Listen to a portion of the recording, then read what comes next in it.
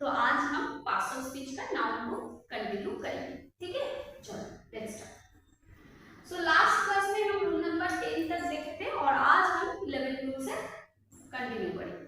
तो बोल रहे हैं कि the numeral adjective is used with the noun and the fraction will be placed in the end. मतलब क्या है, अगर कोई एक सेंटेंस में न्यूमरल देखने को मिलता है एंड उसके साथ कोई फ्रैक्शन है, सो पहले हमको लिखना है वो न्यूमरल, पहले वो न्यूमरल को लिखेंगे, उसके बाद हम फ्रैक्शन को लिखेंगे एंड फ्रैक्शन लिखेंगे। मतलब पहले हम न्यूमरल को लिखेंगे, उसके बाद हम फ्रैक्शन लिखेंगे। लेकिन जो नाउन रहेगा ना, वो नाउन ये न्यूमरल के साथ ऐड हो जाएगा। न्यूमरल के साथ ऐड करेंगे हम नाउन को, फ्रैक्शन को अलग रखेंगे और वो नाउन क्या होगा, प्लूरल में होगा। नाउन होगा प्लूरल फॉर्म में। जैसे देखो, ही गिव मी 2.25 रुपीस। तो देखो 2 क्या है, 2 है न्यूमरल, क्वार्टर क्या है, क्वार्टर है फ्रैक्शन, रुपीस क्या है, रुपीस है नाउन। ओके, सो कैसे हम लिखेंगे, 2 rupees and a quarter. 2 rupees लिखेंगे, 2 न्यूमरल, उसके साथ रुपीस हो गया नाउन, सॉरी हाँ रुपीस हो गया noun and a quarter that is your fraction. Clear everybody, done. चलो नेक्स्ट रूल में आते हैं। रूल नंबर 12 में क्या बोल रहा है कि पॉजिटिव साइन जिसके हम एपोस्ट्रोफी एस बोलते हैं, तो वो कुछ वर्ड्स है उसके साथ हम पॉजिटिव साइन को यूज करेंगे। जैसे देखो, हम यूज करते हैं कि with the noun indicating the time, weight, distance, value, pace, इसके साथ हम एपोस्ट्रोफी एस यूज करेंगे। जैसे an hour's journey, a needle's point, an arm's length, 10 pounds weight, 3 lakhs worth। तो ये सब जो नाउन है, ये सब जो फ्रेज है, इसके साथ हम एपोस्ट्रोफी एस को यूज करेंगे to indicating the time, weight और distance, value, pace. Okay, positive sign is also used after the initial. जैसे कुछ इनिशियल है, जैसे CM secretary, the CM secretary, the PM security guard, the VIPs except. तो ये सब जो इनिशियल है उसके पहले ही, उसके साथ भी हम एपोस्ट्रोफी एस को यूज कर सकते हैं, ठीक है। Clear everyone. चलो नेक्स्ट रूल में आते हैं। रूल नंबर 13 में क्या बोल रहा है कि एपोस्ट्रोफी एस जो पॉजिटिव होता है, पोजीशन होता है, तो ये जो पोजीशन या फिर एपोस्ट्रोफी एस जिसको बोलते हैं पोजीशन साइन, तो ये पोजीशन साइन कभी डबल टाइम नहीं यूज होगा। मतलब क्या है, मतलब डबल पोजीशन हम नहीं यूज कर सकते एक सेंटेंस में। जैसे one of my friends wives, my friends again wives, friends wife, my friend ये एक पोजीशन हो गया, फ्रेंड्स वाइफ ये और एक पोजीशन हो गया। तो डबल पोजीशन ऐसे हम नहीं यूज कर सकते हैं, हमको यूज करना है the wife of one of my friends, the wife of one of my friends. ऐसे घुमा के हमें लिखना होगा, जहां पे हम मिडिल में किसको आनेंगे, एक प्रीपोजिशन को, दैट इज ऑफ। ओके, जैसे ऑफ को लिख आएंगे। चलो नेक्स्ट रूल नंबर 14 में आते हैं। बोल रहे थे positive case of lifeless object is generally given. मतलब अगर कोई लाइफलेस ऑब्जेक्ट है, ऑब्जेक्ट के बारे में अगर बोल रहा है कि उस ऑब्जेक्ट का कोई मतलब प्राणी नहीं है, वो ऑब्जेक्ट है, तब भी हम एपोस्ट्रोफी एस कैसे यूज करेंगे। देखो, द लीव्स ऑफ ट्री या फिर लीव्स ऑफ गार्डन ऐसे नहीं बोलेंगे, the trees leave, the trees leaves ऐसे बोलेंगे। The Windows of the room ऐसे नहीं बोलेंगे, द रूम्स विंडो ऐसे। तो नाउन के साथ एपोस्ट्रोफी एस, उसके बाद अनदर नाउन ऐसे हम यूज कर सकते हैं। Clear, okay. Coming to the error part, अगर नाउन से कुछ एरर अगर हम यूज करते हैं, मतलब कोई सेंटेंस में अगर एरर है नाउन के ऊपर, तो कैसे आएगा। देखो, अगर कोई सेंटेंस में मेनी के बाद अ है, तो हमें ये याद रखना है, मेनी के बाद अगर ए है तो हमारा noun and verb both will be singular.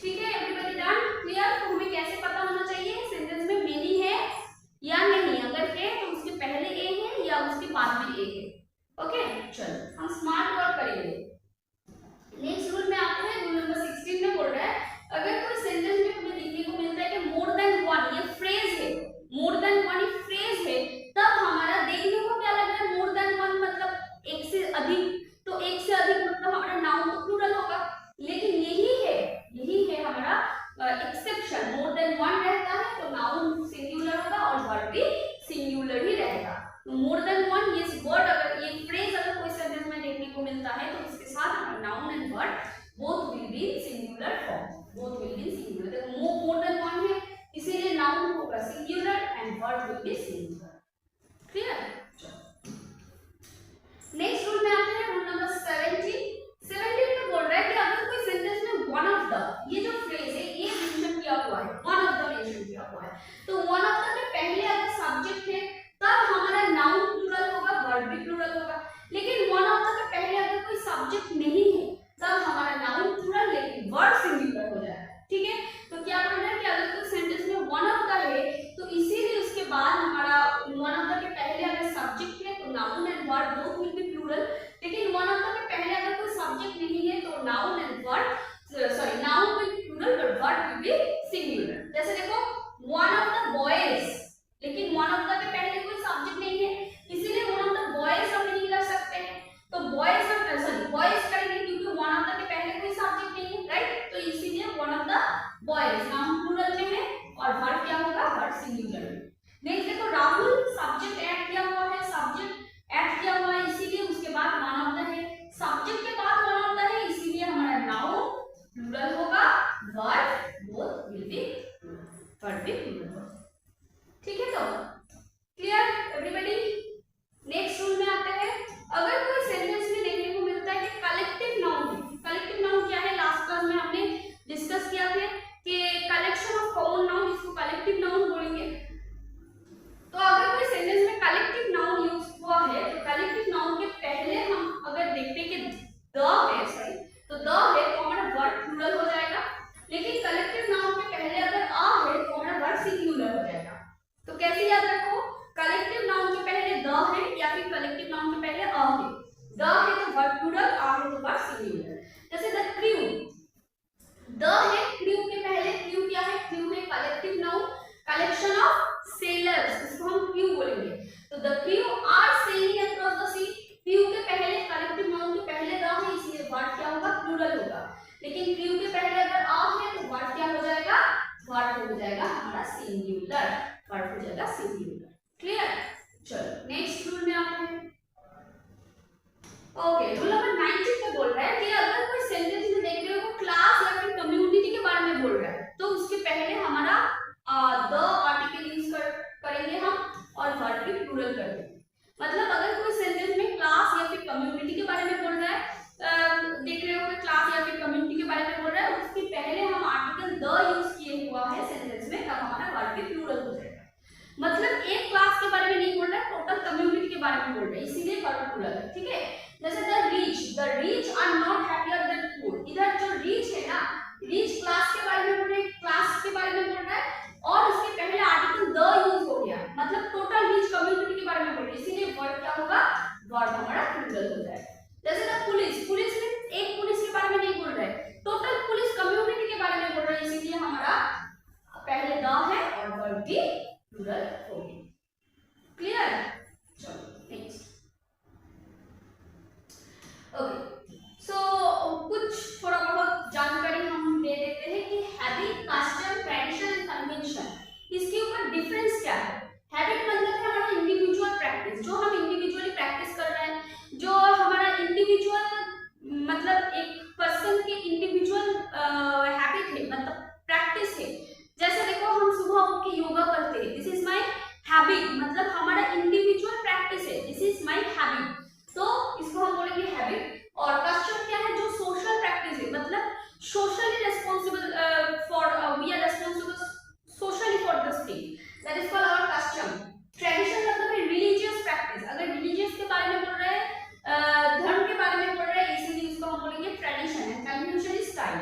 ठीक है, जैसे doing morning walk is my habit, तो माय हैबिट मतलब सिंगल पर्सन इंडिविजुअल प्रैक्टिस, इसीलिए हम हैबिट बोलेंगे, इसको हम कस्टम ट्रेडिशन नहीं बोलेंगे। This is our custom to clean the surroundings, surroundings को क्लीन करना है, मतलब ये सोशल हैबिट हो गया, तो इसीलिए इसको हम कस्टम बोलेंगे, ट्रेडिशन नहीं। Going to Ganga and praying, Ganga में जाना और प्रे करना, दिस इज आवर ट्रेडिशन, ये हो गया हमारा ट्रेडिशन, इसको हम रिलीजियस एस्पेक्ट के बारे में हम बोलेंगे।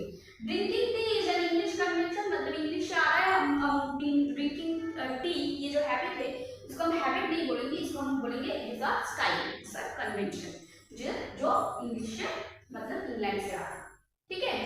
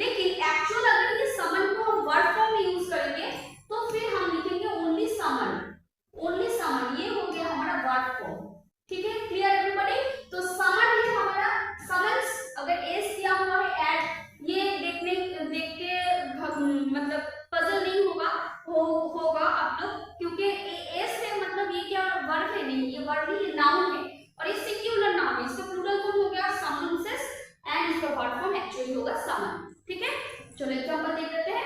समन मीनिंग क्या है? समन मतलब है to appear specially in the court, मतलब किसी को जाहिर करना कोर्ट में, है ना, ठीक है। इसको हम बोलेंगे to ask someone to appear in the court, court में लेके आना, इसको हम बोलेंगे समन।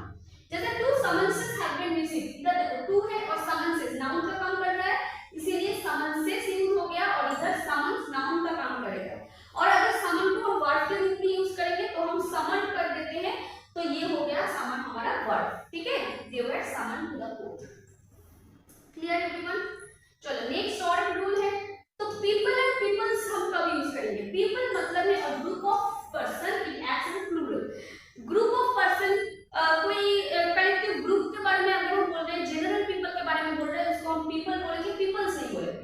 लेकिन पीपल्स एस हम कब ऐड करेंगे? जो जब ये सेंस होगा कि ये टोटल कंट्री या फिर रेस के बारे में बोल रहा है, तब जाके हम पीपल के साथ एस ऐड कर देंगे, ठीक है। तो ये हो गया पीपल्स, पीपल्स हो गया, ठीक है। जैसे देखो there are young peoples at the party, party में यंग पीपल है, लेकिन ये तो जनरल पीपल है, तो हम पीपल्स नहीं बोलेंगे, ओनली पीपल बोलेंगे। India, China and Pakistan are the people of Asia. So India, China and Pakistan ये क्या है? ये है हमारा कंट्री, कंट्री के बारे में बोल रहा है, टोटल रेस के बारे में बोल रहा है, और रेस का पीपल या फिर कंट्री का पीपल है, इसलिए हम पीपल नहीं बोलेंगे, हम बोलेंगे पीपल्स, ठीक। चलो okay, another rule that is, rule नहीं बोलेंगे, कुछ नोट कर लो कि वेजेस, ये जो वेजेस है, wages can be use both in singular and plural form. कभी-कभी ये वेजेस सिंगुलर का काम कर रहा है, कभी-कभी प्लूरल का काम कर रहा है। तो वेजेस का मतलब अगर लेबर होता है, अगर लेबर होता है तो वो प्लूरल का काम करेगा, उसके साथ वर्ब भी प्लूरल हो जाएगा, ठीक है।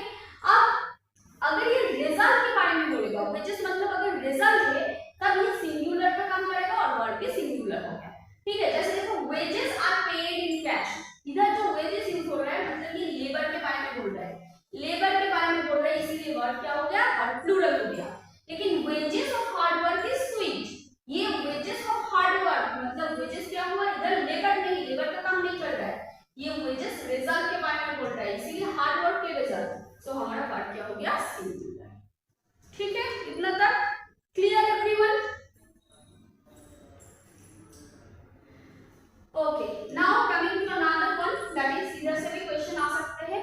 अगर कोई सेंटेंस में देखो कोई नाउन है, उस नाउन का एक मीनिंग है, लेकिन उसके साथ अगर हम एस और ईएस ऐड कर देते हैं, प्लूरलाइज कर देते हैं, तो उसका मीनिंग भी और एक अलग हो जाता है। जैसे देखो एयर, एयर मतलब है एक्चुअली एटमॉस्फेयर, लेकिन एयर के साथ अगर हम एस ऐड कर देते हैं तो उसका मतलब हो गया क्राउड। आयरन मतलब है मेटल, लेकिन अगर एस ऐड कर दिए तो उसका मतलब हो गया चेन। सराउंडिंग मतलब है कैप्चर, लेकिन अगर सराउंडिंग्स कर देते हैं तो ये हो गया एनवायरनमेंट, टोटल एनवायरनमेंट। आर्म अगर पार्ट ऑफ बॉडी के बारे में बोल रहा है, लेकिन अगर आर्म्स एस ऐड कर देते तो ये हो गया वेपन्स, ठीक है। व्यू मतलब है साइट, कुछ इसका view, the view of the Darjeeling hill, तो इसको हम बोलेंगे व्यू मतलब साइट, कुछ चीज देख के या फिर कुछ प्लेस देख के हमारा जो ओपिनियन है इसको हम बोलेंगे, ओपिनियन नहीं वो साइट को हम बोलेंगे, इसको हम बोलेंगे व्यू। लेकिन अगर व्यूज ये सेट कर दो तो मतलब ये हो गया ओपिनियन। तो ये वीडियो देख के आपका व्यूज क्या हो या फिर कितना व्यूज हो गया, तो ये हमारा ओपिनियन, राइट। लैंड, लैंड मतलब एक थोड़ा सा पीस ऑफ एरिया, लेकिन लैंड्स मतलब एक टोटल प्रॉपर्टी। अर्निंग मतलब है इनकम, क्या अर्निंग है हमारा, तो ये हमारा इनकम है। अर्निंग्स मतलब है सेविंग्स, क्या सेविंग्स है। वुड मतलब क्या है? टिम्बर, टिम्बर मतलब थोड़ा बहुत, थोड़ा सा वुड, उसको हम टिम्बर बोलेंगे। और वुड्स मतलब है फॉरेस्ट, टोटल फॉरेस्ट को हम वुड्स बोलेंगे। फ्रूट मतलब है एडिबल, जिसको हम खा सकते हैं, उसको हम फ्रूट बोलेंगे। लेकिन फ्रूट्स मतलब है रिजल्ट, रिजल्ट इसको हम फ्रूट्स बोलेंगे। ब्रदर मतलब है ब्लड रिलेटेड, अगर ब्लड रिलेटेड कोई भाई है इसको हम ब्रदर बोलेंगे। लेकिन अगर प्रोफेशनल ब्रदर है तो उसको हम ब्रदर बोलेंगे। या फिर नेबर के भाई है, मतलब नेबरहुड है, तो हमारा उसको नेबर है वो हमारा, तो नेबर का भाई उसको हम ब्रदर बोलेंगे, ब्रदर नहीं बोलेंगे। क्लियर है एवरीबॉडी? और देखो कुछ करेक्ट यूज हम जान लेते हैं, क्योंकि ये जो रॉन्ग यूज है ये हम जनरली बात करने के टाइम में बोलते हैं, लेकिन ये बहुत गलत बात है। ये रॉन्ग यूज को हम कैसे करेक्ट करेंगे, तो करेक्ट यूज भी हमको देख लेना है, और ये भी कभी कभी एरर करेक्शन में आ जाते हैं। जैसे देखो कॉलिंग बेल, कॉलिंग बेल हम लोग बोलते हैं, लेकिन ये होगा डोर बेल, ठीक है। डेड बॉडी हम बोलते हैं ना, which dead body is this, तो whose dead body, ये हम डेड बॉडी नहीं बोलेंगे, हम बोलेंगे body of a dead person. Dining table बोलते हैं तो ये बोलो, ये हम बोलेंगे डिनर टेबल। डिनर हॉल हम बोलते हैं लेकिन ये हो जाएगा डाइनिंग टेबल। फैमिली मेंबर्स हम लोग बोलते हैं कि हमारा फैमिली मेंबर्स है, लेकिन हम बोलेंगे मेंबर्स ऑफ फैमिली। गैलो, गैलो हम बोलते हैं लेकिन हम बोलेंगे गैलोस, गैलोस ए सेक्टर, ठीक है। अनदर वन देखो, reputed person, means reputed person हम ऐसे बोलते हैं, लेकिन हम रेप्यूटेड पर्सन नहीं बोलेंगे, हम बोलेंगे person of repute, this is the correct use. English teacher हम बोलेंगे इंग्लिश टीचर बोलते हैं हमेशा, लेकिन इंग्लिश टीचर नहीं होता है, ये होगा teacher of English. English sorry teaching line, teaching line हम नहीं बोलेंगे, हम बोलेंगे टीचिंग प्रोफेशन। जैसे ब्रिक्स एंड स्टोन्स होता है, हम ब्रिक्स एंड स्टोन्स नहीं बोलेंगे, हम बोलेंगे only brick and stone. Vegetable हम नहीं बोलेंगे, हम बोलेंगे वेजिटेबल्स। वैसे ही फ्रूट्स हम नहीं बोलेंगे, फ्रूट्स मतलब क्या होता है रिजल्ट, अभी अभी किए तो फ्रूट्स मतलब एक्चुअली है रिजल्ट, लेकिन हम अगर खाने की चीज के बारे में, खाने का फ्रूट के बारे में पढ़ रहे हैं तो हम बोलेंगे fruit, only fruit. Pass out, pass out मतलब क्या पता है, पास आउट मतलब है फेल, एक्चुअली मीनिंग है फेल, लेकिन हम लोग हमेशा ही बोलते हैं कि कौन से ईयर में तुम पास आउट किए, तो पास आउट मतलब एक्चुअली है फेल, तो हम कैसे बोलेंगे, अभी से हम बोलेंगे कौन से ईयर में तुम पास किए, तो पास ओनली होगा पास, ठीक है। तो इतना तक क्लियर हो गया। नाउन का कंटिन्यूएशन पार्ट जो था वो हम आज क्लियर कर दिए। So total noun, the chapter noun has already completed. So next class में हम नाउन के बाद जो नाउन न्यू चैप्टर है वो हम स्टार्ट करेंगे